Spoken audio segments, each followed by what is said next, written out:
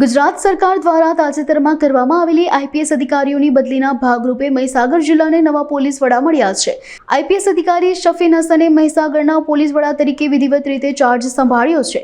આ પ્રસંગે પોલીસ વિભાગ દ્વારા તેમનું ભવ્ય સ્વાગત કરવામાં આવ્યું હતું। પોલીસ કર્મીઓએ તેમને ગાર્ડ ઓફ ઓનર આપીને સન્માનિત કર્યા હતા। ચાર્જ સંભાળ્યા બાદ જિલ્લાના પોલીસ અધિકારીઓએ શફીન હસન સાથે મુલાકાત લીધી અને તેમની સાથે પરિચય કરાવ્યો। સમગ્ર જિલ્લાના પોલીસ કર્મીઓ દ્વારા તેમનું ખૂબ જ ઉમળકાભેર સ્વાગત કરવામાં આવ્યું હતું। શફીન હસનના આગમનથી મહીસાગર પોલીસ બેડામાં એક નવા ઉત્સાહનો માહોલ જોવા મળી રહ્યો છે।